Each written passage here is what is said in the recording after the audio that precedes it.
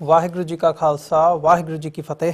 America ਦੇ ਵਿੱਚ RCN ਤੇ ਸਪੈਕਟਰਮ ਕੇਬਲ ਰਾਹੀਂ, ਕੈਨੇਡਾ ਦੇ ਵਿੱਚੋਂ ਬੈਲ 5 ਕੇਬਲ ਨੈਟਵਰਕ ਰਾਹੀਂ ਤੇ ਵਰਲਡ ਵਾਈਡ ਗਲੋਬਲ CPN, ਜਾਦੂ, roku TV, ਸ਼ਾਵਾ TV, TV84 ਦੀ ਵੈਬਸਾਈਟ ਤੋਂ ਆਨਲਾਈਨ ਸਟ੍ਰੀਮਿੰਗ ਜਾਂ ਫਿਰ ਫੇਸਬੁੱਕ ਰਾਹੀਂ ਸਾਡਾ ਇਹ ਸ਼ੋਅ ਦੇਖ ਰਹੇ ਸਾਰੇ ਦਰਸ਼ਕਾਂ ਦਾ ਮੈਂ ਅਮਰਵੀਰ ਸਿੰਘ ਅੱਜ ਦੇ ਪ੍ਰੋਗਰਾਮ ਵਿੱਚ ਤਹਿ ਦਿਲੋਂ ਸਵਾਗਤ ਕਰਦਾ। ਵਿਊਅਰਸ, ਅੱਜ ਦੇ ਸ਼ੋਅ ਦੇ ਵਿੱਚ ਅਸੀਂ ਖਾਸ ਤੌਰ 'ਤੇ ਪੰਜਾਬ ਦੇ ਕਿਸਾਨਾਂ ਦੀ ਗੱਲ ਕਰਾਂਗੇ। ਪੰਜਾਬ ਦੇ ਕਿਸਾਨਾਂ ਦੇ ਜਿਹੜਾ ਸਿਰ ਦੇ ਉੱਪਰ ਕਰਜ਼ਾ ਚੜ੍ਹਿਆ ਹੋਇਆ ਉਸ ਬਾਬਤ ਅਸੀਂ ਵਿਚਾਰ ਚਰਚਾ ਕਰਾਂਗੇ। ਪਿਛਲੇ ਦਿਨਾਂ ਦੇ ਵਿੱਚ ਪੰਜਾਬ ਦੀ ਜਿਹੜੀ ਸਰਕਾਰ ਹੈ, ਕੈਪਟਨ ਅਮਰਿੰਦਰ ਸਿੰਘ ਦੀ ਸਰਕਾਰ ਵੱਲੋਂ ਇੱਕ ਸਕੀਮ ਜਿਹੜੀ ਕਿ ਲੋਨ ਵੇਵਰ ਦੀ ਸਕੀਮ ਹੈ ਉਹ ਲਾਂਚ ਕੀਤੀ ਗਈ ਹੈ। ਇਹ ਐਗਜ਼ੈਕਟਲੀ ਕੀ ਹੈ ਤੇ ਚੋਣਾਂ ਤੋਂ ਪਹਿਲਾਂ ਜਦੋਂ ਅਸੀਂ ਪੰਜਾਬ ਸਰਕਾਰ ਦੇ ਜਿਹੜੀ ਅੱਜ ਬਣੀ ਹੋਈ ਹੈ, ਹੋਂਦ ਦੇ ਵਿੱਚ ਆਈ ਹੈ, ਕੈਪਟਨ ਅਮਰਿੰਦਰ ਸਿੰਘ ਦੇ ਦਾਅਵਿਆਂ ਦੀ ਗੱਲ ਕਰਦੇ ਹਾਂ, ਜਦੋਂ ਅਸੀਂ ਉਹਨਾਂ 'ਤੇ ਨਜ਼ਰ ਮਾਰਦੇ ਹਾਂ ਤਾਂ ਕਰੀਬ 90,000 ਕਰੋੜ ਰੁਪਏ ਦੇ ਜਿਹੜੇ ਕਰਜ਼ੇ ਨੇ ਪੰਜਾਬ ਦੇ ਕਿਸਾਨਾਂ ਦੇ ਸਿਰਾਂ ਦੇ ਉੱਪਰ, ਉਹਨਾਂ ਨੂੰ ਕੰਪਲੀਟਲੀ ਵੇਵ ਆਫ, ਕੰਪਲੀਟਲੀ ਮਾਫ ਕਰਨ ਦਾ ਜਿਹੜਾ ਵਾਅਦਾ ਕੈਪਟਨ ਅਮਰਿੰਦਰ ਸਿੰਘ ਵੱਲੋਂ ਕੀਤਾ ਗਿਆ ਸੀ। ਉਹ ਜਿਹੜੀਆਂ ਕਾਰਪੋਰੇਟ ਬੈਂਕਾਂ ਨੇ ਉਹਨਾਂ ਦਾ ਵੀ ਕਰਜ਼ਾ ਸੀ, ਜਿਹੜੀਆਂ ਸੈਂਟਰਲ ਬੈਂਕਾਂ ਨੇ ਉਹਨਾਂ ਦਾ ਵੀ, ਤੇ ਜਿਹੜੀ ਪ੍ਰਾਈਵੇਟ ਤੌਰ 'ਤੇ ਕਰਜ਼ੇ ਲਏ ਹੋਏ ਸੀ ਉਹ ਵੀ ਉਸ ਦੇ ਵਿੱਚ ਸ਼ਾਮਲ ਸਨ। ਸੋ ਹੁਣ ਜਦੋਂ ਕੇਂਦਰ ਸਰਕਾਰ ਵੱਲੋਂ ਕੋਈ ਹੱਥ ਪੱਲਾ ਪੰਜਾਬ ਸਰਕਾਰ ਨੂੰ ਨਹੀਂ ਫੜਾਇਆ ਗਿਆ ਤਾਂ ਉਹ ਤੋਂ ਬਾਅਦ ਜਿਹੜੀ ਇਹ ਸਕੀਮ ਹੁਣ ਲਾਂਚ ਕੀਤੀ ਗਈ ਹੈ ਪਾਰਸ਼ਲ ਲੋਨ ਵੇਵਰ ਦੀ, ਇਹਦੇ ਵਿੱਚ ਪਹਿਲੇ ਫੇਜ਼ ਦੀ ਜੇ ਅਸੀਂ ਗੱਲ ਕਰਦੇ ਹਾਂ ਤਾਂ 47,000 ਦੇ ਕਰੀਬ ਜਿਹੜੇ ਕਿਸਾਨ ਨੇ ਉਹਨਾਂ ਨੂੰ ਇਹਦਾ ਫਾਇਦਾ ਮਿਲਣ ਦੀ ਜਿਹੜੀ ਸੰਭਾਵਨਾ ਹੈਗੀ ਹੈ ਉਹ ਦੱਸੀ ਜਾ ਰਹੀ ਹੈ ਤੇ ਕਰੀਬ 35,000 ਰੁਪਏ ਇੱਕ ਕਿਸਾਨ ਨੂੰ ਇਹਦਾ ਫਾਇਦਾ ਮਿਲੇਗਾ। ਸੋ ਇਹ 4 ਫੇਜ਼ਸ ਦੇ ਵਿੱਚ ਜਿਹੜੀ ਇਹ ਸਕੀਮ ਹੈ ਉਹ ਡਿਵਾਈਡ ਕੀਤੀ ਗਈ ਹੈ। ਸੋ ਜਿਹੜੇ ਦਾਅਵੇ ਕੀਤੇ ਗਏ ਸੀ ਕੈਪਟਨ ਅਮਰਿੰਦਰ ਸਿੰਘ ਵੱਲੋਂ ਤੇ ਅੱਜ ਜਿਸ ਹਿਸਾਬ ਨਾਲ ਇਸ ਪਾਰਟ ਨੂੰ ਮੁੱਖ ਰੱਖਦਿਆਂ ਹੋਇਆਂ ਕੰਮ ਕੀਤਾ ਜਾ ਰਿਹਾ ਹੈ ਉਹਦੇ ਵਿੱਚ ਕਿੰਨਾ ਕੁ ਅੰਤਰ ਹੈ, ਇਸ ਬਾਬਤ ਅਸੀਂ ਗੱਲਬਾਤ ਕਰਾਂਗੇ। ਤੇ ਇੱਕ ਗੱਲ ਹੋਰ ਇੱਥੇ ਖਾਸ ਤੌਰ 'ਤੇ ਜ਼ਿਕਰ ਕਰਨਾ ਜਿਹਦਾ ਬਣਦਾ ਕਿ ਪੰਜਾਬ ਦੇ ਵਿੱਚ ਜਿਹੜੀਆਂ ਪੰਜਾਬ ਦੇ ਕਿਸਾਨਾਂ ਦੀ ਖੁਦਕੁਸ਼ੀ ਦਾ ਮਾਮਲਾ ਹੈ ਉਹ ਵੀ ਨਿਰੰਤਰ ਜਾਰੀ ਹੈ। ਇੱਕ ਰਿਪੋਰਟ ਪਿਛਲੇ ਦਿਨਾਂ ਦੇ ਵਿੱਚ ਸਾਹਮਣੇ ਆਈ ਸੀ ਜਿਹਦੇ ਵਿੱਚ ਇੱਕ ਸਰਵੇ ਦੇ ਮੁਤਾਬਕ ਇਹ ਗੱਲ ਕਹੀ ਗਈ ਸੀ ਕਿ ਸਾਲ 2000 ਤੋਂ ਲੈ ਕੇ 2015 ਤੱਕ ਦੇ ਜਦੋਂ ਅਸੀਂ ਅੰਕੜੇ ਦੇਖਦੇ ਹਾਂ ਤਾਂ 16,000 ਦੇ ਕਰੀਬ ਜਿਹੜੇ ਕਿਸਾਨ ਨੇ ਉਹਨਾਂ ਨੇ ਪੰਜਾਬ ਦੇ ਵਿੱਚ ਖੁਦਕੁਸ਼ੀ ਕੀਤੀ ਹੈ। ਤੇ ਪੰਜਾਬ ਸਰਕਾਰ ਜਿਹੜੀ ਹੁਣ ਹੈਗੀ ਹੈ ਕੈਪਟਨ ਅਮਰਿੰਦਰ ਸਿੰਘ ਦੀ ਸਰਕਾਰ ਬਣਨ ਤੋਂ ਬਾਅਦ ਤਕਰੀਬਨ 300 ਤੋਂ ਵਧੇਰੇ ਕਿਸਾਨ ਜਿਹੜੇ ਨੇ ਉਹ ਪੰਜਾਬ ਦੇ ਵਿੱਚ ਖੁਦਕੁਸ਼ੀ ਕਰ ਚੁੱਕੇ ਨੇ। ਸੋ ਇੱਕ ਪਾਸੇ ਇਹ ਵੀ ਜਿਹੜਾ ਸਿਲਸਿਲਾ ਹੈ ਉਹ ਨਿਰੰਤਰ ਜਾਰੀ ਹੈ। ਸੋ ਇੱਥੇ ਅੱਜ ਅਸੀਂ ਇਸ ਬਾਬਤ ਸਾਰੀ ਵਿਚਾਰ ਚਰਚਾ ਜਿਹੜੀ ਹੈਗੀ ਹੈ ਉਹਦੇ ਵਿੱਚ ਸਾਡੇ ਨਾਲ ਅੱਜ ਚੰਡੀਗੜ੍ਹ ਤੋਂ ਪਹਿਰੇਦਾਰ ਅਖਬਾਰ ਦੇ ਮੁੱਖ ਸੰਪਾਦਕ ਸਰਦਾਰ ਜਸਪਾਲ ਸਿੰਘ ਹੇਰਾਂ ਵਿਸ਼ੇਸ਼ ਤੌਰ 'ਤੇ ਫੋਨ ਲਾਈਨ 'ਤੇ ਜੁੜੇ ਨੇ। ਆਓ ਉਹਨਾਂ ਨਾਲ ਮਿਲ ਕੇ ਅੱਜ ਦੀ ਵਿਚਾਰ ਚਰਚਾ ਦੀ ਸ਼ੁਰੂਆਤ ਕਰਦੇ ਹਾਂ। ਹਾਂਜੀ ਹੇਰਾਂ ਸਾਹਿਬ, ਤੁਹਾਡਾ ਸਵਾਗਤ ਹੈ ਪ੍ਰੋਗਰਾਮ ਦੇ ਵਿੱਚ। ਵਾਹਿਗੁਰੂ ਜੀ ਕਾ ਖਾਲਸਾ ਵਾਹਿਗੁਰੂ ਜੀ ਕੀ ਫਤਿਹ। ਵਾਹਿਗੁਰੂ ਜੀ ਕਾ ਖਾਲਸਾ ਵਾਹਿਗੁਰੂ ਜੀ ਕੀ ਫਤਿਹ। ਹੇਰਾਂ ਸਾਹਿਬ, ਜਿਹੜਾ ਇਹ ਸਕੀਮ ਦਾ ਲਾਂਚ ਹੋਣਾ ਹੈਗਾ ਪੰਜਾਬ ਸਰਕਾਰ ਵੱਲੋਂ, ਕੈਪਟਨ ਅਮਰਿੰਦਰ ਸਿੰਘ ਵੱਲੋਂ ਜਿਹੜੇ ਦਾਅਵੇ ਚੋਣਾਂ ਤੋਂ ਪਹਿਲਾਂ ਕੀਤੇ ਗਏ ਸੀ ਤੇ ਜਿਹੜੇ ਅੰਕੜੇ ਅੱਜ ਸਾਨੂੰ ਦੇਖਣ ਨੂੰ ਮਿਲ ਰਹੇ ਨੇ, ਤੁਸੀਂ ਇੱਕ ਜਰਨਲਿਸਟ ਹੋਣ ਦੇ ਨਾਤੇ ਪੰਜਾਬ ਦੇ ਵਿੱਚ ਬੈਠੇ ਹੋ, ਕਿਵੇਂ ਇਸ ਸਾਰੇ ਪਾਰਟ ਨੂੰ ਐਨਾਲਾਈਜ਼ ਕਰਦੇ ਹੋ? ਕੀ ਸਮਝਦੇ ਹੋ ਕਿ ਜਿਹੜੇ ਦਾਅਵੇ ਸੀ ਕੈਪਟਨ ਅਮਰਿੰਦਰ ਸਿੰਘ ਦੇ, ਕੀ ਉਹ ਵਫਾ ਹੋਏ ਨੇ? ਦੇਖੋ, ਮੁੱਢਲੇ ਰੂਪ ਦੇ ਵਿੱਚ ਮਤਲਬ ਦੋ ਟੋਕੇ ਜੇ ਗੱਲ ਕਰਨੀ ਹੋਵੇ ਤੇ ਉਹ ਜਿਹੜੇ ਵਾਅਦੇ ਕੀਤੇ ਗਏ ਸੀ ਚੋਣਾਂ ਤੋਂ ਪਹਿਲਾਂ, ਚੋਣਾਂ ਦੇ ਸਮੇਂ ਤੇ ਕਾਂਗਰਸ ਨੇ ਆਪਣੇ ਚੋਣ ਨੋਟ ਪੱਤਰ ਦੇ ਵਿੱਚ ਵੀ ਜਿਹੜੇ ਵਾਅਦੇ ਕੀਤੇ ਸੀ ਉਹ ਵਾਅਦੇ ਹੈ ਜਿਹੜੇ ਉਹ ਬਿਲਕੁਲ ਹਵਾ ਹੋ ਗਈ। ਉਹਨਾਂ ਵਾਅਦਿਆਂ ਚੋਂ ਕੋਈ ਵੀ ਵਾਅਦਾ ਹਾਲੇ ਤੱਕ ਆ ਜਿਹੜਾ ਉਹ ਪੂਰਨ ਰੂਪ ਦੇ ਵਿੱਚ ਪੂਰਾ ਨਹੀਂ ਕੀਤਾ ਗਿਆ। ਜਿੱਥੋਂ ਤੱਕ ਗੱਲ ਆਪਾਂ ਕਰ ਰਹੇ ਹਾਂ ਕਿ ਇਹ ਕਰਜ਼ਾ ਮਾਫੀ ਬਾਰੇ, ਸੋ ਕੈਪਟਨ ਅਮਰਿੰਦਰ ਸਿੰਘ ਨੇ ਜਦੋਂ ਬਠਿੰਡੇ ਦੀ ਧਰਤੀ ਤੋਂ ਆਪਣੀ ਚੋਣ ਮੁਹਿੰਮ ਸ਼ੁਰੂ ਕੀਤੀ ਸੀ ਤੇ ਉਸ ਵੇਲੇ ਕਿਹਾ ਸੀ ਕਿ ਕਿਸਾਨਾਂ ਦਾ ਜਿਹੜਾ ਕਰਜ਼ਾ ਉਹਦੇ ਤੇ ਲੀਕ ਫੇਰ ਦਿੱਤੀ ਜਾਊਗੀ ਜੀ। ਜਿਵੇਂ ਤੁਸੀਂ ਵੀ ਗੱਲ ਕੀਤੀ ਹੈ ਕਿ ਲੀਕ ਫੇਰਨ ਦਾ ਮਤਲਬ ਇਹ ਸੀ ਕਿ ਕਿਸਾਨ ਸਿਰ ਜਿੰਨਾ ਕਰਜ਼ਾ ਹੈ, ਚਾਹੇ ਉਹ ਸਹਿਕਾਰੀ ਬੈਂਕ ਦਾ, ਚਾਹੇ ਉਹ ਆੜ੍ਹਤੀਏ ਦਾ, ਤੇ ਚਾਹੇ ਉਹ ਵਪਾਰਕ ਬੈਂਕਾਂ ਦਾ, ਉਹ ਸਾਰਾ ਕਰਜ਼ਾ ਜਿਹੜਾ ਉਹ ਮਾਫ ਕਰ ਦਿੱਤਾ ਜਾਊਗਾ। ਇੱਥੋਂ ਤੱਕ ਕਿ ਉਹਨਾਂ ਦੇ ਕਿਸਾਨਾਂ ਦੇ ਫਾਰਮ ਵੀ ਭਰੇ ਗਏ ਸੀ ਜੀ। ਸੋ ਇਹ ਮਤਲਬ ਵਾਅਦਾ ਸੀ ਪੰਜਾਬ ਦੇ ਕਿਸਾਨਾਂ ਦੇ ਨਾਲ ਜਿਹੜਾ ਕਾਂਗਰਸ ਨੇ ਚੋਣਾਂ ਤੋਂ ਪਹਿਲਾਂ ਕੀਤਾ। ਤੇ ਜਦੋਂ ਕਾਂਗਰਸ ਦੀ ਸਰਕਾਰ ਪੰਜਾਬ ਦੇ ਵਿੱਚ ਆਈ ਤੇ ਉਸ ਤੋਂ ਬਾਅਦ ਜਿਹੜੀ ਇਹਨਾਂ ਨੇ ਪਹਿਲੀ ਖੇਪ ਆ ਜਿਹੜੀ ਕਰਜ਼ਾ ਮਾਫੀ ਦੀ ਮਾਨਸਾ ਦੀ ਧਰਤੀ ਤੋਂ ਸ਼ੁਰੂ ਕੀਤੀ ਆ 5 ਜ਼ਿਲ੍ਹਿਆਂ ਦੀ, ਉਹਦੇ ਵਿੱਚ ਇਹ ਗੱਲ ਬੜੀ ਉੱਗੜ ਕੇ ਸਾਹਮਣੇ ਆਈ ਆ ਕਿ 90,000 ਕਰੋੜ ਦਾ ਕਰਜ਼ਾ ਸੀ। ਪਹਿਲਾਂ ਤਾਂ ਗੱਲ ਕੀਤੀ ਗਈ ਕਿ 9,000 ਕਰੋੜ ਆ ਜਿਹੜਾ ਉਹ ਮਾਫ ਕੀਤਾ ਜਾਊ, ਫਿਰ ਗੱਲ 7200 ਕਰੋੜ ਤੇ ਆ ਗਈ ਤੇ ਹੁਣ ਗੱਲ ਆ ਜਿਹੜੀ ਉਹ 2329 ਕਰੋੜ ਤੇ ਆ ਕੇ ਖੜ ਗਈ ਆ ਜੀ। ਸੋ ਹੁਣ ਜਿਹੜੀਆਂ ਨਵੀਆਂ ਨੇ ਉਹ ਲਾਤੀਆਂ ਕਿ ਸਿਰਫ ਤੇ ਸਿਰਫ ਕਿਸਾਨ ਦਾ ਜਿਹੜਾ ਫਸਲੀ ਕਰਜ਼ਾ ਉਹ ਮਾਫ ਹੋਊਗਾ। ਫਸਲੀ ਕਰਜ਼ਾ ਜਿਹੜਾ ਮਤਲਬ ਉਹ ਪਿੰਡ ਦੀ ਜਿਹੜੀ ਸਹਿਕਾਰੀ ਸਭਾ ਵਾ ਜਿਹਨੂੰ ਅਸੀਂ ਕੋਆਪਰੇਟਿਵ ਸੁਸਾਇਟੀ ਕਹਿ ਦਿੰਦੇ ਆ ਕਿ ਉਹਦੇ ਤੋਂ ਜਿਹੜਾ ਉਹਦੀ ਲਿਮਟ ਬਣੀ ਹੁੰਦੀ ਆ ਕਿ ਆਹ ਕਰਜ਼ਾ ਜਿਹੜਾ ਉਹਨੇ ਇੱਕ ਫਸਲ ਨੂੰ ਪਾਲਣ ਲਈ ਲੈਣਾ ਵਾ ਤੇ ਜਦੋਂ ਫਸਲ ਆਉਂਦੀ ਆ ਉਹ ਕਰਜ਼ਾ ਉਹਨੇ ਵਾਪਸ ਕਰਨਾ ਹੁੰਦਾ। ਸੋ ਉਹ ਕਰਜ਼ਾ ਜਿਹੜਾ ਫਸਲੀ ਕਰਜ਼ਾ ਜਿਹੜਾ ਸਿਰਫ ਤੇ ਸਿਰਫ ਉਹ ਕਿਸਾਨ ਦਾ ਮਾਫ ਕੀਤਾ ਜਾ ਰਿਹਾ। ਤੇ ਜਿਵੇਂ ਤੁਸੀਂ ਗੱਲ ਕੀਤੀ ਹੈ ਤਕਰੀਬਨ ਉਹ 30 ਤੋਂ 40,000 ਦੇ ਵਿੱਚ 35,000 ਦੀ ਰੇਂਜ ਦੇ ਵਿੱਚ ਉਹ ਕਰਜ਼ਾ ਜਿਹੜਾ ਉਹ ਮਾਫ ਹੋਣਾ। ਪਰੰਤੂ ਉਸ ਦੇ ਨਾਲ ਵੀ ਸ਼ਰਤਾਂ ਨੇ ਜਿਹੜੀਆਂ ਉਹ ਲਾ ਦਿੱਤੀਆਂ ਗਈਆਂ ਕਿ ਜਿਹੜੇ ਕਿਸਾਨ ਨੇ ਉਹਨਾਂ ਦੀ ਜਿਹੜੀ ਜ਼ਮੀਨ ਆ ਉਹ 2.5 ਏਕੜ ਤੋਂ ਘੱਟ ਹੋਵੇ। ਫਿਰ ਉਹਦੇ ਵਿੱਚ ਮੁਸ਼ਤਰਕੇ ਖਾਤੇ ਆ ਜਾਂਦੇ ਨੇ, 4 ਭਰਾਵਾਂ ਦੀ ਸਾਂਝੀ ਜ਼ਮੀਨ ਆ ਪਰੰਤੂ ਉਹ ਚਾਰੇ ਵੱਖੋ ਵੱਖਰੀ ਵਾਹੁੰਦੇ ਨੇ। ਸੋ ਇਸ ਤਰ੍ਹਾਂ ਦੀਆਂ ਜਿਹੜੀਆਂ ਮਤਲਬ ਉਹਦੇ ਵਿੱਚ ਸ਼ਰਤਾਂ ਲਾ ਦਿੱਤੀਆਂ ਗਈਆਂ, ਉਹ ਸ਼ਰਤਾਂ ਦੇ ਨਾਲ ਜਿਹੜੇ ਗਰੀਬ ਕਿਸਾਨ ਸੀ ਉਹ ਮਤਲਬ ਕਰਜ਼ਾ ਮਾਫੀ ਤੋਂ ਵਾਂਝੇ ਹੋ ਗਏ। ਤੇ ਜਿਹੜਾ ਅਸੀਂ ਦੇਖਿਆ ਸੀ ਕਿ ਜਿਹੜੀ ਸਰਕਾਰ ਬਾਦਲ ਸਰਕਾਰ ਵੇਲੇ ਉਹ ਕਾਰਡ ਨੀਲੇ ਕਾਰਡ ਜਾਰੀ ਕੀਤੇ ਗਏ ਸੀ, ਉਹਦੇ ਵਿੱਚੋਂ ਮਤਲਬ ਬਹੁਤ ਸਾਰੇ ਕਾਰਡ ਉਹਨਾਂ ਲੋਕਾਂ ਨੂੰ ਤਾਂ ਬਣ ਗਏ ਜਿਨ੍ਹਾਂ ਕੋਲ ਮਤਲਬ 10 ਏਕੜ ਤੋਂ ਉੱਪਰ ਦੀ ਜ਼ਮੀਨ ਸੀ ਜਾਂ ਜਿਹੜੇ ਮਤਲਬ ਚੰਗੇ ਖਾਂਦੇ ਪੀਂਦੇ ਪਰਿਵਾਰ ਸੀ ਉਹਨਾਂ ਦੇ ਤਾਂ ਉਹ ਕਾਰਡ ਸੀ ਜਿਹੜੇ ਉਹ ਬਣ ਗਏ ਨੀਲੇ ਕਾਰਡ। ਪਰੰਤੂ ਜਿਹੜੇ ਗਰੀਬ ਪਰਿਵਾਰ ਸੀ ਉਹ ਕਾਰਡਾਂ ਲਈ ਤਰਸ ਗਏ ਸੀ।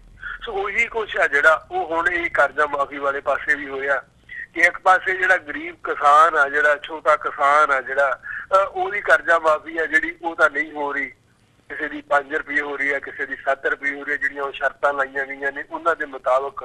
ਤੇ ਦੂਜੇ ਪਾਸੇ ਜਿਹੜੇ ਕਾਂਗਰਸ ਦੇ ਜ਼ਿੰਮੇਵਾਰ ਬੰਦੇ ਨੇ ਜਿਨ੍ਹਾਂ ਦਾ ਪਾਰਟੀ ਦੇ ਵਿੱਚ ਜਿਹੜਾ ਸਰਕਾਰ ਦੇ ਵਿੱਚ ਆਪਣਾ ਦਬਦਬਾ ਰੱਖਦੇ ਨੇ, ਉਹ ਆ ਜਿਹੜੇ ਉਹ 15-15 ਏਕੜ ਵਾਲੇ ਵੀ, ਸ਼ੈਲਰਾਂ ਵਾਲੇ ਵੀ, ਆੜ੍ਹਤੀਏ ਵੀ ਉਹ ਆਪਣਾ ਕਰਜ਼ਾ ਜਿਹੜਾ ਉਹ ਮਾਫੀ ਕਰਾਏ। ਮਤਲਬ ਪਾਰਦਰਸ਼ਤਾ ਵਾ ਜਿਹੜੀ ਇੱਕ ਤਾਂ ਉਹ ਖਤਮ ਹੋ ਗਈ। ਦੂਸਰਾ ਕਿਉਂਕਿ ਕੇਂਦਰ ਸਰਕਾਰ ਆ ਜਿਹੜੀ ਉਹਨੇ ਪੂਰਨ ਰੂਪ ਦੇ ਵਿੱਚ ਪੰਜਾਬ ਸਰਕਾਰ ਨੂੰ ਕਰਜ਼ਾ ਮਾਫੀ ਲਈ ਕੋਈ ਵੀ ਇੱਕ ਨਿੱਘਾ ਪੈਸਾ ਦੇਣ ਤੋਂ ਵੀ ਹੱਥ ਖੜਾ ਕਰ ਦਿੱਤਾ। ਦੂਜੇ ਪਾਸੇ ਪੰਜਾਬ ਦਾ ਜਿਹੜਾ ਖਜ਼ਾਨਾ ਵਾ ਉਹ ਇਸ ਗੱਲ ਦੀ ਆਗਿਆ ਹੀ ਨਹੀਂ ਸੀ ਦਿੰਦਾ ਕਿ ਪੰਜਾਬ ਦੇ ਖਜ਼ਾਨੇ ਦੇ ਵਿੱਚੋਂ ਕਰਜ਼ਾ ਮਾਫੀ ਆ ਜਿਹੜੀ ਉਹ ਕੀਤੀ ਜਾ ਸਕਦੀ ਆ। ਤੇ ਇਸੇ ਕਾਰਨ ਜਿਹੜੀ ਕੈਪਟਨ ਸਰਕਾਰ ਆ, ਇੱਕ ਤਾਂ ਅਸੀਂ ਜਿਹੜੀ ਗੱਲ ਕਰਦੇ ਹਾਂ ਕਿ ਦ੍ਰਿੜਤਾ ਦੀ ਆ ਜਿਹੜੀ ਉਹ ਕਮੀ ਆ, ਦੂਜੇ ਪਾਸੇ ਸਾਧਨਾਂ ਦੀ ਕਮੀ ਆ, ਤੀਜੇ ਪਾਸੇ ਜਿਹੜਾ ਇਹ ਹੁੰਦਾ ਆਮ ਤੌਰ ਤੇ ਕਿ ਵੱਡੇ ਲੋਕ ਨੇ ਜਿਹੜੇ ਉਹ ਆਪਣੇ ਲਾਹੇ ਤੱਕ ਹੀ ਸੀਮਿਤ ਰਹਿੰਦੇ ਨੇ, ਆਮ ਲੋਕ ਤੱਕ ਉਹ ਲਾਹਾ ਜਿਹੜਾ ਉਹ ਨਹੀਂ ਪਹੁੰਚਦਾ। ਇਸ ਕਾਰਨ ਇਹ ਜਿਹੜੀ ਕਰਜ਼ਾ ਮਾਫੀ ਦੀ ਯੋਜਨਾ ਚੱਲ ਰਹੀ ਆ ਉਹ ਲੋਕਾਂ ਨੂੰ ਐਂ ਲੱਗਦਾ ਕਿ ਸਾਡੇ ਦੇ ਨਾਲ, ਆਮ ਗਰੀਬ ਕਿਸਾਨ ਨੂੰ ਐਂ ਲੱਗਦਾ ਕਿ ਸਾਡੇ ਨਾਲ ਇੱਕ ਕੋਝਾ ਮਜ਼ਾਕ ਆ ਜਿਹੜਾ ਉਹ ਕੀਤਾ ਜਾ ਰਿਹਾ। ਜੀ ਬਿਲਕੁਲ ਹੀਰਾ ਸਾਹਿਬ, ਜਿਵੇਂ ਤੁਸੀਂ ਗੱਲ ਕੀਤੀ ਹੈ ਕਿ ਕਿਸਾਨਾਂ ਨੂੰ ਵੀ ਇਹ ਗੱਲ ਮਹਿਸੂਸ ਹੁੰਦੀ ਹੈ ਕਿ ਸਾਡੇ ਨਾਲ ਇਹ ਮਜ਼ਾਕ ਕੀਤਾ ਜਾ ਰਿਹਾ ਹੈ। ਬਿਲਕੁਲ, ਜਦੋਂ ਅਸੀਂ ਦਾਅਵਿਆਂ ਦੀ ਗੱਲ ਕਰਦੇ ਹਾਂ ਕਿਤੇ 90,000 ਕਰੋੜ ਰੁਪਏ ਦਾ ਜਿਹੜਾ ਕਰਜ਼ਾ ਹੈਗਾ ਉਹ ਕੰਪਲੀਟਲੀ ਮੁਆਫ ਕਰਨ ਦੀ ਗੱਲ ਜਿਹੜੀ ਹੈ ਉਹ ਕਹੀ ਗਈ ਸੀ ਪਹਿਲਾਂ, ਤੇ ਹੁਣ ਜਿਹੜੀ ਲੈ ਦੇ ਕੇ ਹੈ ਸ਼ਰਤਾਂ ਲਾ ਕੇ ਉਹ ਵੀ ਜਿਹੜੀ ਹੈ ਉਹ 2300 ਕਰੋੜ ਦੇ ਕਰੀਬ ਜਿਹੜਾ ਹੈਗਾ ਉਹ ਮਾਫ ਕੀਤਾ ਜਾਊਗਾ, ਜਿਹੜੀ ਕਿ ਪਰਸੈਂਟੇਜ ਬਹੁਤ ਥੋੜ੍ਹੀ ਨਿਕਲ ਕੇ ਸਾਹਮਣੇ ਆਉਂਦੀ ਹੈ। ਸੋ ਤੁਹਾਨੂੰ ਜੇ ਕੈਪਟਨ ਅਮਰਿੰਦਰ ਸਿੰਘ ਦੀ ਜਾਂ ਜਿਹੜੀ ਕੈਪਟਨ ਅਮਰਿੰਦਰ ਸਿੰਘ ਦੀ ਸਰਕਾਰ ਹੈਗੀ ਹੈ ਉਹਦੀ ਵਿਲ ਬਾਰੇ ਮੈਂ ਪੁੱਛਣਾ ਹੋਵੇ ਵੀ ਕੀ ਉਹ ਰੀਅਲੀ ਸੱਚੀ ਇਸ ਕਰਜ਼ੇ ਨੂੰ ਮੁਆਫ ਕਰਨ ਦੇ ਲਈ ਸੁਹਿਰਦ ਨੇ ਜਾਂ ਨਹੀਂ, ਜਾਂ ਇਹਦੇ ਵਿੱਚ ਸੈਂਟਰ ਦਾ ਸਹਿਯੋਗ ਨਾ ਦੇਣਾ ਜਾਂ ਪੰਜਾਬ ਦੀ ਜਿਹੜੀ ਆਰਥਿਕ ਹਾਲਤ ਹੈਗੀ ਹੈ, ਇੱਦਾਂ ਦੇ ਜਿਹੜੇ ਹੋਰ ਕਾਰਨ ਨੇ ਉਹਨਾਂ ਦਾ ਹੀ ਇੰਨਾ ਕੁ ਜ਼ਿਆਦਾ ਬੋਝ ਹੈ ਵੀ ਉਹ ਨਹੀਂ ਕਰ ਪਾ ਰਹੇ। ਇਸ ਬਾਰੇ ਕੀ ਕਹਿਣਾ ਚਾਹੋਗੇ? ਦੇਖੋ, ਇਸ ਵੇਲੇ ਜਿਹੜੀ ਮਤਲਬ ਕਾਂਗਰਸ ਦੀ ਜਿਹੜੀ ਗੰਭੀਰ ਲੀਡਰਸ਼ਿਪ ਆ ਉਹ ਇਹ ਗੱਲ ਨੂੰ ਮਹਿਸੂਸ ਕਰਦੀ ਆ ਕਿ ਜੇ ਕਰਜ਼ਾ ਮਾਫੀ ਆ ਜਿਹੜੀ ਉਹ ਸਹੀ ਢੰਗ ਨਾਲ ਸਿਰੇ ਨਾ ਚੜੀ ਤੇ ਪੰਜਾਬ ਦੇ ਵਿੱਚ ਕਾਂਗਰਸ ਦਾ ਭਵਿੱਖ ਆ ਜਿਹੜਾ ਉਹ ਧੁੰਦਲਾ ਹੋ ਜਾਊਗਾ, ਇਹਦੇ ਵਿੱਚ ਕੋਈ ਦੋ ਰਾਮਾ ਨਹੀਂ। ਪਰੰਤੂ ਜਿਵੇਂ ਹੁਣ ਤੁਸੀਂ ਇਹ ਗੱਲ ਕੀਤੀ ਆ ਕਿ ਹਾਲਾਤ ਇਹੋ ਜਿਹੇ ਬਣ ਚੁੱਕੇ ਨੇ ਕਿ ਕੈਪਟਨ ਸਰਕਾਰ ਆ ਜਿਹੜੀ ਉਹ ਚਾਹ ਕੇ ਵੀ ਮਤਲਬ ਕਿਸਾਨਾਂ ਦਾ ਕਰਜ਼ਾ ਜਿਹੜਾ ਉਹ ਮਾਫ ਨਹੀਂ ਕਰ ਸਕਦੀ। ਇੱਕ ਪਾਸੇ ਤਾਂ ਕਿਉਂਕਿ ਕੇਂਦਰ ਦੀ ਸਹਾਇਤਾ ਤੋਂ ਬਿਨਾਂ ਕਰਜ਼ਾ ਮਾਫੀ ਆ ਜਿਹੜੀ ਉਹ ਕੀਤੀ ਨਹੀਂ ਜਾ ਸਕਦੀ। ਦੂਜੇ ਪਾਸੇ ਹੁਣ GST ਲਾਗੂ ਹੋਈ ਆ, 3600 ਕਰੋੜ ਰੁਪਈਆ ਜਿਹੜਾ ਪੰਜਾਬ ਦਾ ਉਹਨੂੰ ਉਲਟਾ ਕੇਂਦਰ ਵੱਲ ਖੜਾ ਹੋ ਗਿਆ, ਉਹ ਪੰਜਾਬ ਨੂੰ ਕੇਂਦਰ ਦੇਣ ਲਈ ਤਿਆਰ ਨਹੀਂ। ਤੇ ਦੂਜੀ ਗੱਲ ਇਹ ਆ ਕਿਉਂਕਿ ਕੈਪਟਨ ਦੀ ਸਰਕਾਰ ਆ, ਦਿੱਲੀ ਦੇ ਵਿੱਚ ਭਾਜਪਾ ਦੀ ਸਰਕਾਰ ਆ, ਸੋ ਇਸ ਕਾਰਨ ਉਹ ਜਿਹੜਾ ਕ੍ਰੈਡਿਟ ਆ ਉਹ ਮੈਨੂੰ ਨਹੀਂ ਲੱਗਦਾ ਕਿ ਉਹ ਕੈਪਟਨ ਦੀ ਸਰਕਾਰ ਨੂੰ, ਭਾਜਪਾ ਸਰਕਾਰ ਦਿੱਲੀ ਦੀ ਮੋਦੀ ਸਰਕਾਰ ਆ ਜਿਹੜੀ ਉਹ ਲੈਣ ਦੀ ਇਸ ਤਰ੍ਹਾਂ ਦਾ ਕੋਈ ਮਾਹੌਲ ਆ ਜਿਹੜਾ ਉਹ ਪੈਦਾ ਕਰ ਦੂ। ਕਿਉਂਕਿ 2019 ਦੀਆਂ ਚੋਣਾਂ ਨੇ ਜਿਹੜੀਆਂ ਉਹ ਹੋ ਸਕਦਾ 2018 ਚ ਵੀ ਆ ਜਾਣ, ਸੋ 2019 ਦੀਆਂ ਚੋਣਾਂ ਨੇ ਜਿਹੜੀਆਂ ਉਹ ਸਿਰ ਤੇ ਆ ਚੁੱਕੀਆਂ ਨੇ। ਇਸ ਕਰਕੇ ਜਿਹੜੀ ਮੋਦੀ ਸਰਕਾਰ ਆ ਉਹ ਇਹ ਚਾਹੂਗੀ ਕਿ ਕੈਪਟਨ ਆ ਜਿਹੜਾ ਉਹਦੀ ਜਿਹੜੀ ਲੋਕਪ੍ਰਿਯਤਾ ਪੰਜਾਬ ਦੇ ਵਿੱਚ ਜਿਹੜੀ ਥੋੜੀ ਬਹੁਤੀ ਬਾਕੀ ਵੀ ਆ ਉਹਨੂੰ ਪੂਰੀ ਰੂਪ ਦੇ ਵਿੱਚ ਖਤਮ ਕਰ ਦਿੱਤਾ ਜਾਵੇ, ਕਿਉਂਕਿ ਆਹ 10 ਮਹੀਨਿਆਂ ਦੇ ਵਿੱਚ ਕੈਪਟਨ ਦੀ ਜਿਹੜੀ ਲੋਕਪ੍ਰਿਯਤਾ ਵਾ ਉਹਦਾ ਗ੍ਰਾਫ ਆ ਜਿਹੜਾ ਹਰਮਨ ਪਿਆਰਤਾ ਦਾ ਉਹ ਬਹੁਤ ਥੱਲੇ ਆਇਆ। ਲੋਕ ਮਤਲਬ ਆਮ ਤੌਰ ਤੇ ਇਹ ਗੱਲ ਕਰਦੇ ਆ ਕਿ ਉਹ ਜਿਹੜਾ ਉਹ ਕੈਪਟਨ ਸੀ ਹੁਣ ਉਹ ਕੈਪਟਨ ਨਹੀਂ ਰਿਹਾ, ਜਿਹੜਾ 2002 ਤੋਂ 7 ਵਾਲਾ ਕੈਪਟਨ ਸੀ ਹੁਣ ਉਹ ਕੈਪਟਨ ਨਹੀਂ ਰਿਹਾ। ਸੋ ਇਹ ਆਮ ਤੌਰ ਤੇ ਮਤਲਬ ਜਿਹੜੀ ਕੈਪਟਨ ਸਰਕਾਰ ਦੀ ਮਤਲਬ 10 ਮਹੀਨਿਆਂ ਦੀ ਕਾਰਗੁਜ਼ਾਰੀ ਆ ਉਹਨੂੰ ਪੂਰਨ ਰੂਪ ਦੇ ਵਿੱਚ ਪੰਜਾਬ ਦੇ ਲੋਕ ਆ ਜਿਹੜੇ ਉਹ ਫੇਲ ਮੰਨ ਰਹੇ ਆ। ਇਹ ਠੀਕ ਹੈ ਕਿ ਬਾਦਲ ਸਰਕਾਰ ਨੇ ਲੁੱਟ ਖਸੁੱਟ ਇੰਨੀ ਕੀਤੀ ਸੀ ਕਿ ਹਾਲ ਲੋਕਾਂ ਦੇ ਮਤਲਬ ਜਵਾਨ ਤੇ ਇਹ ਲਫ਼ਜ਼ ਨਹੀਂ ਆਏ ਕਿ ਇਹਨਾਂ ਨਾਲੋਂ ਬਾਦਲ ਕੇ ਚੰਗੇ ਸੀ, ਕਿਉਂਕਿ ਉਹਨਾਂ ਦਾ ਰਾਜ ਇੰਨਾ ਮਾੜਾ, ਖਾਸ ਕਰਕੇ ਗੁਰੂ ਸਾਹਿਬ ਦੀ ਬੇਅਦਬੀ ਦੀਆਂ ਘਟਨਾਵਾਂ ਨੇ ਜਾਂ ਉਸ ਤੋਂ ਇਲਾਵਾ ਜਿਹੜਾ ਮਾਫੀਆ ਸਰਗਰਮ ਰਿਹਾ, ਲੁੱਟ ਖਸੁੱਟ ਹੋਈ, ਉਹ ਇੰਨਾ ਮਾੜਾ ਸੀ ਕਿ ਹਾਲੇ ਤੱਕ ਲੋਕ ਮਤਲਬ ਇਹ ਗੱਲ ਤਾਂ ਨਹੀਂ ਕਹਿਣ ਲੱਗੇ ਕਿ ਇਹਨਾਂ ਨਾਲੋਂ ਬਾਦਲ ਕੇ ਚੰਗੇ ਸੀ। ਪਰੰਤੂ ਕੈਪਟਨ ਸਰਕਾਰ ਨੂੰ ਮਤਲਬ ਆਮ ਪੰਜਾਬੀ ਆ ਜਿਹੜਾ ਉਹ ਇਹ ਗੱਲ ਜ਼ਰੂਰ ਕਹਿਣ ਲੱਗਿਆ ਵੀ ਯਾਰ ਕੁਝ ਬਣਿਆ ਨਹੀਂ। ਜੀ ਬਿਲਕੁਲ ਹੀਰਾ ਸਾਹਿਬ, ਜਿੱਥੇ ਅਸੀਂ ਇਹ ਸਾਰੇ ਵਿਸ਼ੇ ਦੇ ਉੱਪਰ ਅੱਜ ਗੱਲਬਾਤ ਕਰ ਰਹੇ ਹਾਂ ਤਾਂ ਇੱਕ ਹੋਰ ਇੱਕ ਅਹਿਮ ਸਵਾਲ ਉੱਠਦਾ ਹੈਗਾ ਇਹ ਸਾਰੇ ਪਾਰਟ ਨੂੰ ਜਦੋਂ ਅਸੀਂ ਦੇਖਦੇ ਹਾਂ, ਜਿੱਥੇ ਕਰਜ਼ਾ ਮੁਆਫੀ ਦੀ ਗੱਲ ਹੋ ਰਹੀ ਹੈ। ਕੀ ਤੁਸੀਂ ਸਮਝਦੇ ਹੋ ਵੀ ਜਿਹੜੀ ਕਿਸਾਨਾਂ ਦੀ ਪ੍ਰੋਬਲਮ ਹੈ, ਅਸਲ ਜਿਹੜੀ ਉਹਨਾਂ ਦੀ ਸਮੱਸਿਆ ਹੈਗੀ ਹੈ, ਉਹਦਾ ਜਿਹੜਾ ਹੱਲ ਹੈ ਉਹ ਕਰਜ਼ਾ ਮੁਆਫੀ ਹੈ? ਕਿਉਂਕਿ ਇੱਕ ਗੱਲ ਇਹ ਵੀ ਕਹੀ ਜਾਂਦੀ ਹੈ ਵੀ ਜੇ ਅੱਜ ਕਿਤੇ ਨਾ ਕਿਤੇ ਕਰਜ਼ਾ ਮੁਆਫ ਕਰ ਵੀ ਦਿੱਤਾ ਤਾਂ ਕੱਲ ਨੂੰ ਜਿਹੜਾ ਉਹ ਕਰਜ਼ਾ ਹੈ ਉਹ ਦੁਬਾਰਾ ਚੜ ਜੂਗਾ। ਸੋ ਇਹ ਕੋਈ ਪਰਮਾਨੈਂਟ ਸੋਲੂਸ਼ਨ ਨਹੀਂ ਹੈਗਾ, ਥੋੜ੍ਹੇ ਸਮੇਂ ਦੇ ਲਈ ਜ਼ਰੂਰ ਜਿਹੜੀ ਰਾਹਤ ਹੈ ਉਹ ਮਿਲ ਜਾਊਗੀ, ਪਰ ਜਿਹੜਾ ਪਰਮਾਨੈਂਟ ਸੋਲੂਸ਼ਨ ਹੈ ਉਹ ਕਿਤੇ ਨਾ ਕਿਤੇ ਇਸ ਗੱਲ ਦੇ ਵਿੱਚ ਸੰਭਵ ਹੈ ਵੀ ਜਿਹੜੇ ਕਿਸਾਨ ਨੇ ਉਹਨਾਂ ਨੂੰ ਉਹਨਾਂ ਦੀ ਫਸਲ ਦਾ ਪੂਰਾ ਮੁੱਲ ਮਿਲੇ, ਜਿਹੜੀ ਉਹਨਾਂ ਦੀ ਲੇਬਰ ਹੈਗੀ ਹੈ ਉਹ ਲਾਉਂਦੇ ਨੇ ਉਹਦਾ ਪੂਰਾ ਮੁੱਲ ਮਿਲੇ। ਸੋ ਇਹ ਜਿਹੜੀ ਸਰਕਾਰ ਦੀ ਨੀਤੀ ਹੈਗੀ ਹੈ ਕਰਜ਼ਾ ਮੁਆਫੀ ਦੀ, ਇਸ ਬਾਬਤ ਤੁਸੀਂ ਕੀ ਸਮਝਦੇ ਹੋ ਵੀ ਕੀ ਇਹ ਇੱਕ ਪਰਮਾਨੈਂਟ ਸੋਲੂਸ਼ਨ ਹੈ, ਪਰਮਾਨੈਂਟ ਹੱਲ ਹੈਗਾ ਕਿਸਾਨਾਂ ਦੀ ਸਮੱਸਿਆ ਦਾ? ਦੇਖੋ ਇਹ ਤਾਂ ਅਸੀਂ ਬਿਲਕੁਲ ਸਾਫ਼ ਗੱਲ ਆ ਕਿ ਜਿਹੜੀ ਕਰਜ਼ਾ ਮਾਫੀ ਆ ਇਹ ਕਿਸਾਨਾਂ ਦੀ ਸਮੱਸਿਆ ਦਾ ਹੱਲ ਨਹੀਂ।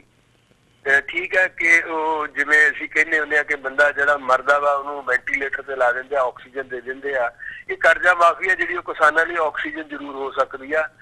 ਉਸ ਤੋਂ ਇਲਾਵਾ ਹੋਰ ਕੋਈ ਮਤਲਬ ਇਹਦਾ ਜੇ ਅਸੀਂ ਗੱਲ ਕਹੀਏ ਕਿ ਇਹ ਕਿਸਾਨਾਂ ਦੀ ਜਿਹੜੀ ਸਮੱਸਿਆ ਉਹਦਾ ਇਹ ਹੱਲ ਨਹੀਂ, ਕਿਉਂਕਿ ਜਦੋਂ ਤੱਕ ਇਹ ਦੇਸ਼ ਆ ਜਿਹੜਾ ਹਾਲਾਂਕਿ ਖੇਤੀਬਾੜੀ ਪ੍ਰਧਾਨ ਦੇਸ਼ ਆ, ਜਿਹੜਾ ਪੰਜਾਬ ਸੂਬਾ ਵਾ ਉਹ ਵੀ ਖੇਤੀਬਾੜੀ ਪ੍ਰਧਾਨ ਸੂਬਾ, ਪਰੰਤੂ ਉਸ ਦੇ ਬਾਵਜੂਦ ਨਾ ਤਾਂ ਇਸ ਦੇਸ਼ ਦੀ ਕੋਈ ਖੇਤੀਬਾੜੀ ਨੀਤੀ ਆ ਨਾ ਇਸ ਸੂਬੇ ਦੀ ਕੋਈ ਖੇਤੀਬਾੜੀ ਨੀਤੀ ਆ।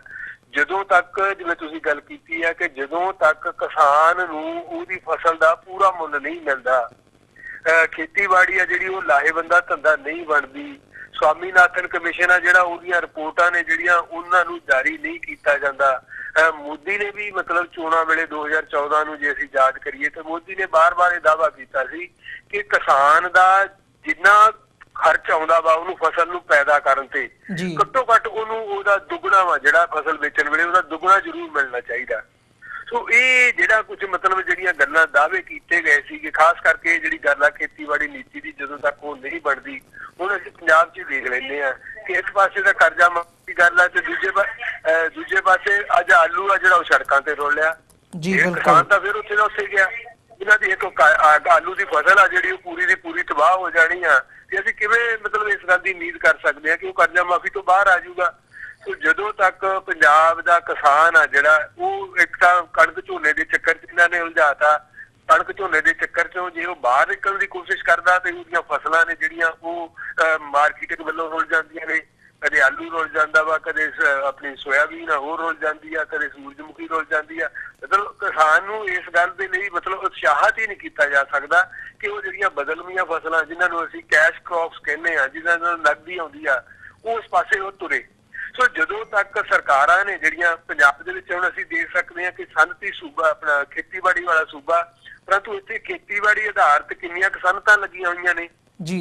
ਜਦੋਂ ਤੱਕ ਜਿਹੜੀਆਂ ਸਰਕਾਰਾਂ ਨੇ ਉਹ ਆਪਣੀ ਖੇਤੀਬਾੜੀ ਨੀਤੀ ਆ ਜਿਹੜੀ ਉਹਨੂੰ ਸਹੀ ਨਹੀਂ ਕਰਦੀਆਂ, ਉਦੋਂ ਤੱਕ ਜਿਹੜੀ ਕਿਸਾਨ ਦੀ ਗੰਭੀਰ ਸਮੱਸਿਆ ਵਾ, ਖਾਸ ਕਰਕੇ ਛੋਟੇ ਕਿਸਾਨ ਦੀ ਗੰਭੀਰ ਸਮੱਸਿਆ ਕਿ ਜਦੋਂ ਤੱਕ ਉਹਨੂੰ ਖੇਤੀਬਾੜੀ ਲਾਹੇ ਵਾਲਾ ਧੰਦਾ ਨਹੀਂ ਬਣਦੀ, ਉਹਨੂੰ ਮੁੱਲ ਨਹੀਂ ਮਿਲਦਾ ਫਸਲ ਦਾ, ਉਦੋਂ ਤੱਕ ਕਰਜ਼ਾ ਮਾਫੀ ਆ ਜਿਹੜੀ ਉਹ ਕੋਈ ਹੱਲ ਨਹੀਂ ਹੈ ਜੀ। ਹੀਰਾ ਸਾਹਿਬ, ਜਿਵੇਂ ਅਸੀਂ ਗੱਲ ਕਰ ਰਹੇ ਹਾਂ ਕਿ ਜਿਹੜੀ ਖੇਤੀਬਾੜੀ ਹੈ ਜਦੋਂ ਤੱਕ ਉਹ ਲਾਹੇਵੰਦ ਧੰਦਾ ਨਹੀਂ ਬਣਦੀ ਹੈਗੀ ਉਨੀ ਦੇਰ ਤੱਕ ਜਿਹੜੀ ਸਮੱਸਿਆ ਹੈਗੀ ਹੈ ਉਹਦਾ ਹੱਲ ਸੰਭਵ ਨਹੀਂ ਹੈਗਾ। ਤੇ ਜਦੋਂ ਅਸੀਂ ਇਸ ਸਮੱਸਿਆ ਦੇ ਹੱਲ ਵੱਲ ਦੇਖਦੇ ਹਾਂ ਜਾਂ ਲਾਹੇਵੰਦ ਬਣਾਉਣ ਦੀ ਗੱਲ ਕਰਦੇ ਹਾਂ ਖੇਤੀਬਾੜੀ ਨੂੰ, ਤਾਂ ਇੱਕ ਗੱਲ ਬੜੀ ਉੱਭਰਵੇਂ ਰੂਪ ਦੇ ਵਿੱਚ ਦੇਖਣ ਨੂੰ ਮਿਲਦੀ ਹੈ ਕਿ ਜਿਹੜਾ ਪੰਜਾਬ ਦਾ ਬਾਰਡਰ ਪਾਕਿਸਤਾਨ ਦੇ ਨਾਲ ਲੱਗਦਾ, ਇਹ ਬਾਰਡਰ ਕਿਉਂ ਨਹੀਂ ਖੋਲ੍ਹਿਆ ਜਾਂਦਾ ਤਾਂ ਕਿ ਜਿਹੜਾ ਪੰਜਾਬ ਦਾ ਕਿਸਾਨ ਹੈ ਉਹ ਇੱਕ ਫ੍ਰੀ ਟਰੇਡ ਦੇ ਤਹਿਤ, ਭਾਵੇਂ ਉਹ ਫੁੱਲਾਂ ਦੀ ਖੇਤੀ ਹੈ, ਫਲਾਂ ਦੀ ਖੇਤੀ ਹੈ, ਆਲੂਆਂ ਦੀ ਗੱਲ ਹੈ ਜਾਂ ਸੋਇਆਬੀਨ ਤੋਂ ਲੈ ਕੇ ਜਿੰਨੀਆਂ ਵੀ ਚੀਜ਼ਾਂ ਪੰਜਾਬ ਦੇ ਵਿੱਚ ਜਿਹੜਾ ਝੋਨਾ ਵੀ ਹੁੰਦਾ ਉਹ ਯੂਰਪ ਤੱਕ ਲਿਜਾਇਆ ਜਾ ਸਕੇ ਜਾਂ ਇੱਧਰੋਂ ਰੂਸ ਤੱਕ ਜਿਹੜੀ ਹੈਗੀ ਹੈ ਉਹ ਇੱਕ ਟਰੇਡ ਕੀਤਾ ਜਾ ਸਕੇ। ਸੋ ਇਹਦੇ 'ਤੇ ਪੰਜਾਬ ਸਰਕਾਰ ਜਾਂ ਜਿਹੜੀ ਕੇਂਦਰ ਸਰਕਾਰ ਹੈਗੀ ਹੈ ਉਹ ਕਿਉਂ ਨਹੀਂ ਕੋਈ ਕਦਮ ਚੁੱਕਦੀ ਇਸ ਇੱਧਰ ਨੂੰ?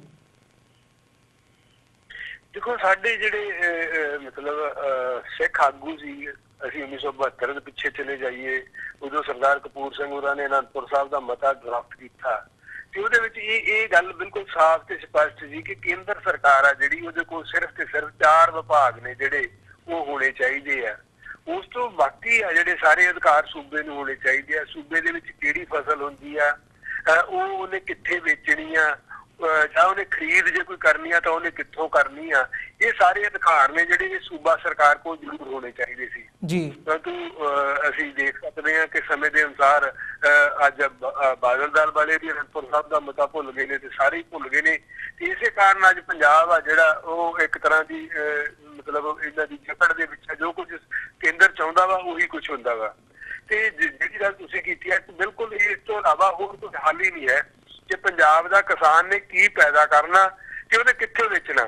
ਇਸ ਦੀ ਆਜ਼ਾਦੀ ਆ ਜਿਹੜੀ ਉਹਨੂੰ ਹੋਣੀ ਚਾਹੀਦੀ ਆ।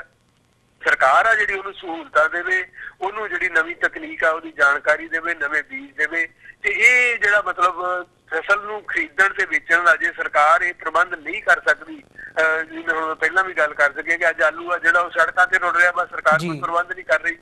ਸੋ ਦੂਜੇ ਪਾਸੇ ਅਸੀਂ ਗੱਲ ਕਰਦੇ ਹਾਂ ਕਿ ਜੇ ਵੱਡੀਆਂ ਕੰਪਨੀਆਂ ਨੇ ਉਹਨਾਂ ਦਾ ਚਿਪਸ ਆ ਜਿਹੜਾ ਆਲੂ ਤੋਂ ਹੀ ਬਣਦਾ ਉਹ 100 ਰੁਪਏ ਕਿਲੋ ਵਿਕ ਰਿਹਾ।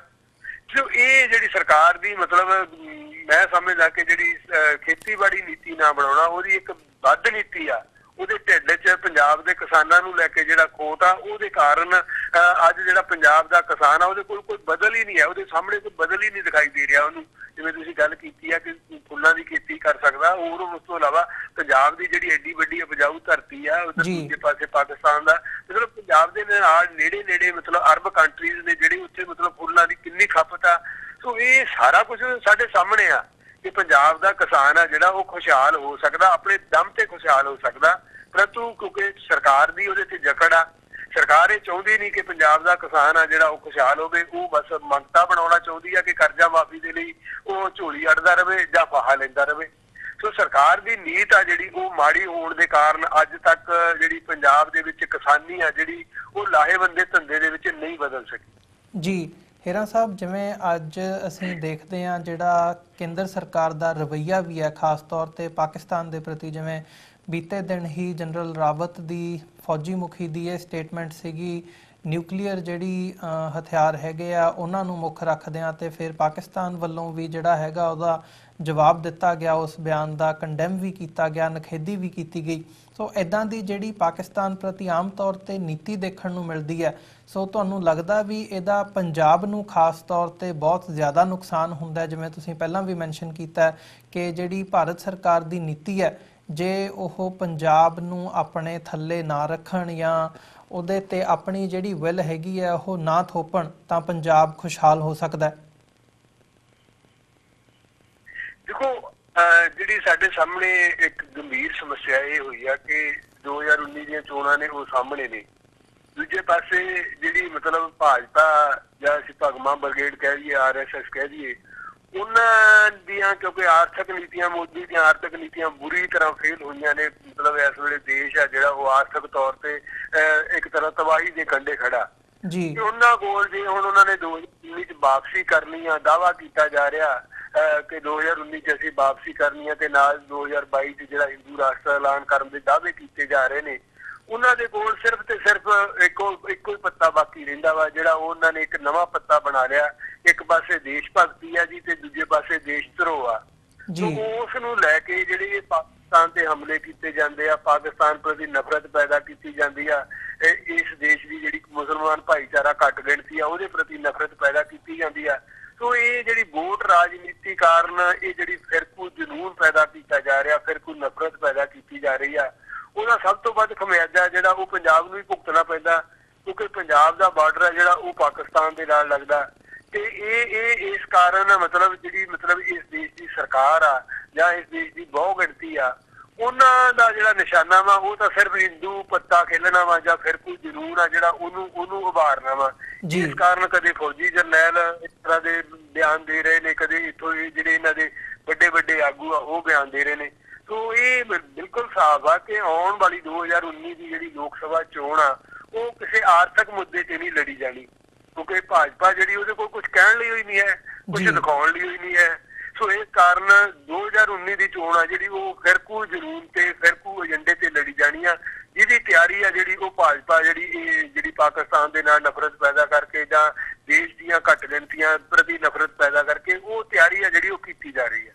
ਜੀ ਹੀਰਾ ਸਾਹਿਬ, ਜਿਵੇਂ ਅਸੀਂ ਇਕਨੋਮਿਕਲ ਤੌਰ ਤੇ ਆਰਥਿਕ ਤੌਰ ਤੇ ਵੀ ਪੰਜਾਬ ਦੇ ਹਾਲਾਤਾਂ ਦੀ ਗੱਲ ਕੀਤੀ ਹੈ ਤੇ ਜਿਹੜਾ ਸਿਆਸੀ ਤੌਰ ਤੇ ਸਾਰਾ ਪੋਲੀਟੀਕਲ ਜਿਹੜਾ ਸਿਨੈਰੀਓ ਬਣਿਆ ਹੋਇਆ ਉਹਦੀ ਵੀ ਅਸੀਂ ਗੱਲ ਕੀਤੀ ਹੈ। ਸੋ ਜਿਸ ਹਿਸਾਬ ਦਾ ਮਾਹੌਲ ਪੰਜਾਬ ਦੇ ਵਿੱਚ ਬਣਿਆ ਹੋਇਆ ਜਾਂ ਭਾਰਤ ਦੇ ਵਿੱਚ ਬਣਿਆ ਹੋਇਆ, ਇਹਦੇ ਜਵਾਬ ਦੇ ਵਿੱਚ ਤੁਹਾਨੂੰ ਲੱਗਦਾ ਵੀ ਜਿਹੜਾ ਪੰਜਾਬ ਦਾ ਕਿਸਾਨ ਹੈ ਜਾਂ ਪੰਜਾਬ ਦੇ ਲੋਕ ਨੇ ਉਹ ਇਹਦੇ ਜਵਾਬ ਦੇ ਵਿੱਚ ਕੁਝ ਕਰ ਸਕਦੇ ਨੇ, ਜਾਂ ਜਿਹੜੀ ਪੰਜਾਬ ਸਰਕਾਰ ਹੈਗੀ ਹੈ ਉਹ ਪੰਜਾਬ ਨੂੰ ਖੁਸ਼ਹਾਲ ਕਰਨ ਦੇ ਲਈ ਆਰਥਿਕ ਤੌਰ ਤੇ ਖਾਸ ਤੌਰ ਤੇ ਕਿਸਾਨਾਂ ਦੀ ਜਦੋਂ ਅਸੀਂ ਗੱਲ ਕਰਦੇ ਹਾਂ, ਅੱਜ ਜਿਸ ਇਸ਼ੂ ਦੇ ਉੱਪਰ ਅਸੀਂ ਗੱਲ ਕਰ ਰਹੇ ਹਾਂ ਉਹਦੇ ਇੱਕ ਸੋਲੂਸ਼ਨ ਦੇ ਤੌਰ ਤੇ ਫ੍ਰੀ ਟ੍ਰੇਡ ਦੀ ਜਿਹੜੀ ਲਾਈਨ ਹੈਗੀ ਹੈ ਉਹਦੇ ਤੇ ਕੰਮ ਕੀਤਾ ਜਾ ਸਕਦਾ ਹੈ? ਕੀ ਇਹ ਸੰਭਵ ਹੈ ਜਦੋਂ ਇੱਕ ਪੰਜਾਬੀ ਦੇ ਤੌਰ ਤੇ ਤੁਸੀਂ ਦੇਖਦੇ ਹੋ? ਦੇਖੋ, ਕੀਤਾ ਤਾਂ ਸਾਰਾ ਕੁਝ ਜਾ ਸਕਦਾ, ਇਹਦੇ ਵਿੱਚ ਕੋਈ ਦੋ ਰਹਿਮਾ ਨਹੀਂ ਹੈ, ਕੋਈ ਐਡੀ ਕੋਈ ਇਹ ਨਹੀਂ ਹੈ ਕਿ ਅਸੰਭਵ ਸ਼ਬਦ ਆ ਜਿਹੜਾ ਉਹ ਤਾਂ ਸ਼ਾਇਦ ਅਸੀਂ ਵਰਤ ਹੀ ਨਹੀਂ ਸਕਦੇ। ਕੀਤਾ ਤਾਂ ਸਾਰਾ ਕੁਝ ਜਾ ਸਕਦਾ। ਪੰਜਾਬ ਦੇ ਵਿੱਚ ਖੇਤੀ ਆਧਾਰਿਤ ਸਨਅਤਾਂ ਵੀ ਲੱਗ ਸਕਦੀਆਂ, ਪੰਜਾਬ 'ਚ ਬਦਲੀਆਂ ਫਸਲਾਂ ਵੀ ਉਗਾਈਆਂ ਜਾ ਸਕਦੀਆਂ, ਪੰਜਾਬ ਦੀ ਖੇਤੀਬਾੜੀ ਨੀਤੀ ਆ ਜਿਹੜੀ ਉਹਨੂੰ ਲਾਹੇਵੰਦਾ ਧੰਦਾ ਬਣਾਉਣ ਲਈ ਵੀ ਕੰਮ ਕੀਤਾ ਜਾ ਸਕਦਾ। ਪਰੰਤੂ ਜਿਵੇਂ ਮੈਂ ਪਹਿਲਾਂ ਗੱਲ ਕੀਤੀ ਹੈ ਕਿ ਜਿਹੜੇ ਸਮੇਂ ਦੇ ਹਾਕਮ ਨੇ ਉਹ ਪੰਜਾਬ ਪ੍ਰਤੀ ਬੇਈਮਾਨ ਨੇ, ਉਹਨਾਂ ਦੇ ਢਿੱਡ 'ਚ ਪੰਜਾਬ ਪ੍ਰਤੀ ਖੋਟ ਹੈ। ਸੋ ਇਸ ਕਾਰਨ ਜਿਹੜਾ ਉਹ ਪੰਜਾਬ ਦੇ ਕਿਸਾਨ ਆ ਜਿਹੜਾ ਉਹਨੂੰ ਘਸਿਆਰਾ ਬਣਾ ਕੇ ਰੱਖਣਾ ਚਾਹੁੰਦੇ ਆ। ਉਹਨਾਂ ਨੂੰ ਇਹ ਆ ਕਿ ਪੰਜਾਬ ਦਾ ਕਿਸਾਨ ਖੁਸ਼ਹਾਲ ਹੋਊਗਾ ਤੇ ਫਿਰ ਉਹ ਕਿਸੇ ਹੋਰ ਪਾਸੇ ਸੋਚੂਗਾ। ਉਹਨੂੰ ਸਿਰਫ ਤੇ ਸਿਰਫ ਇੱਥੋਂ ਤੱਕ ਹੀ ਉਲਝਾ ਕੇ ਰੱਖ ਦੋ ਕਿ ਉਹ ਆਪਣੇ ਕਰਜ਼ੇ ਦੇ ਥੱਲੇ ਦੱਬਿਆ ਰਵੇ ਤੇ ਉਹਨੂੰ ਇਹ ਹੋਵੇ ਕਿ ਮੈਂ ਕੱਲ ਦੀ ਰੋਟੀ ਆ ਜਿਹੜੀ ਉਹ ਕਿਵੇਂ ਕਮਾਉਣੀ ਆ। ਉਹਦੀ ਸੋਚ ਆ ਜਿਹੜੀ ਉਹ ਕਿਸੇ ਹੋਰ ਪਾਸੇ ਮਤਲਬ ਉੱਥੇ ਹੀ ਨਾ, ਉਸ ਹੋਰ ਕਿਸੇ ਪਾਸੇ ਜਾਵੇ ਨਾ। ਸੋ ਇਸ ਨੀਤੀ ਦੇ ਕਾਰਨ ਪੰਜਾਬ ਦਾ ਕਿਸਾਨ ਆ ਜਿਹੜਾ ਮਤਲਬ ਹਾਲੇ ਜਿਹੜੀ ਅਸੀਂ ਅੱਜ ਦੀ ਭਵਿੱਖ ਦੀ ਗੱਲ ਕਰਦੇ ਹਾਂ ਕਿ ਉਹਦੇ ਵਿੱਚ ਕੋਈ ਮਤਲਬ ਪੰਜਾਬ ਦੇ ਕਿਸਾਨ ਦਾ ਭਵਿੱਖ ਆ ਜਿਹੜਾ ਉਹ ਕਿਤੇ ਵੀ ਖੁਸ਼ਹਾਲ ਨਹੀਂ ਦਿਖਾਈ ਦਿੰਦਾ, ਕਿਉਂਕਿ ਸਰਕਾਰਾਂ ਦੀ ਨੀਤੀ 'ਚ ਜਿਹੜੀ ਵੱਡੀ ਖੋਟ ਆ ਉਹਦੇ ਪਿੱਛੇ ਸਭ ਤੋਂ ਵੱਡਾ ਕਾਰਨ ਇਹ ਆ ਕਿ ਉਹ ਪੰਜਾਬ ਦੇ ਕਿਸਾਨ ਨੂੰ ਘਸਿਆਰਾ ਹੀ ਬਣਾ ਕੇ ਰੱਖਣਾ ਚਾਹੁੰਦੇ ਨੇ। ਜੀ ਹੀਰਾ ਸਾਹਿਬ, ਤੁਹਾਡਾ ਬਹੁਤ ਬਹੁਤ ਧੰਨਵਾਦ। ਇਹ ਸਾਰੇ ਇਸ਼ੂ ਦੇ ਉੱਪਰ ਤੁਸੀਂ ਆਪਣਾ ਸਮਾਂ ਕੱਢ ਕੇ ਸਾਡੇ ਨਾਲ ਵਿਚਾਰਾਂ ਦੀ ਸਾਂਝ ਪਾਈ ਹੈ। ਅੱਜ ਦੇ ਸ਼ੋਅ ਦੇ ਵਿੱਚ ਇੱਥੇ ਹੀ ਇਜਾਜ਼ਤ ਚਾਹਾਂਗੇ ਜੀ ਤੁਹਾਡੇ ਕੋਲੋਂ। ਬਹੁਤ ਬਹੁਤ ਧੰਨਵਾਦ ਤੁਹਾਡਾ। ਵਾਹਿਗੁਰੂ ਜੀ ਕਾ ਖਾਲਸਾ, ਵਾਹਿਗੁਰੂ ਜੀ ਕੀ ਫਤਿਹ ਜੀ। ਵਿਊਅਰਸ, ਉਮੀਦ ਕਰਦੇ ਹਾਂ ਕਿ ਜਿਹੜੀ ਸਾਡੀ ਅੱਜ ਦੀ ਗੱਲਬਾਤ ਸੀ ਪਹਿਰੇਦਾਰ ਅਖਬਾਰ ਦੇ ਮੁੱਖ ਸੰਪਾਦਕ ਸਰਦਾਰ ਜਸਪਾਲ ਸਿੰਘ ਹੀਰਾਂ ਦੇ ਨਾਲ, ਉਹ ਤੁਹਾਨੂੰ ਜ਼ਰੂਰ ਪਸੰਦ ਆਈ ਹੋਵੇਗੀ। ਜਾਂਦੇ ਜਾਂਦੇ ਤੁਹਾਡੇ ਚਰਨਾਂ ਦੇ ਵਿੱਚ ਬੇਨਤੀ ਵੀ ਕਰਦੇ ਹਾਂ, TV84 ਨੂੰ ਅੱਗੇ ਵਧਾਉਣ ਦੇ ਲਈ, ਚੱਲਦਾ ਰੱਖਣ ਦੇ ਲਈ ਸਾਨੂੰ ਤੁਹਾਡੀ ਸਹਾਇਤਾ ਦੀ ਲੋੜ ਹੈ। TV84 ਨੂੰ ਡੋਨੇਟ ਕਰਨ ਦੇ ਲਈ ਤੁਸੀਂ ਸਾਡੀ ਵੈਬਸਾਈਟ www.tv84.tv ਤੇ ਜਾ ਕੇ ਸਾਨੂੰ ਡੋਨੇਟ ਕਰ ਸਕਦੇ ਹੋ ਤੇ ਮੰਥਲੀ ਡੋਨੇਸ਼ਨਸ ਦੇ ਲਈ ਪਲੈਜ ਕਰ ਸਕਦੇ ਹੋ। ਜੇ ਚੈੱਕ ਰਾਹੀਂ ਡੋਨੇਸ਼ਨਸ ਭੇਜਣੀਆਂ ਚਾਹੁੰਦੇ ਹੋ ਤਾਂ TV84 ਦੇ ਨਾਮ ਦਾ ਚੈੱਕ ਬਣਾ ਕੇ ਤੁਸੀਂ ਸਾਨੂੰ ਸਾਡੇ ਐਡਰੈਸ ਤੇ ਮੇਲ ਕਰ ਸਕਦੇ ਹੋ। 3601 37th Avenue, Long Island City, New York 11101। Website ਇੱਕ ਵਾਰ ਫਿਰ ਰਿਪੀਟ ਕਰਦੇ ਹਾਂ www.tv84.tv। ਇਸੇ ਦੇ ਨਾਲ ਵਿਊਅਰਸ ਅਸੀਂ ਅੱਜ ਦੇ ਪ੍ਰੋਗਰਾਮ ਦੇ ਵਿੱਚ ਤੁਹਾਡੇ ਕੋਲੋਂ ਇੱਥੇ ਹੀ ਇਜਾਜ਼ਤ ਚਾਹਾਂਗੇ। ਕੱਲ੍ਹ ਨੂੰ ਦੁਬਾਰਾ ਤੁਹਾਡੇ ਨਾਲ ਫਿਰ ਮੁਲਾਕਾਤ ਹੋਵੇਗੀ। ਤਦ ਤੱਕ ਲਈ ਇਜਾਜ਼ਤ ਦਿਓ ਜੀ। ਵਾਹਿਗੁਰੂ ਜੀ ਕਾ ਖਾਲਸਾ, ਵਾਹਿਗੁਰੂ ਜੀ ਕੀ ਫਤਿਹ।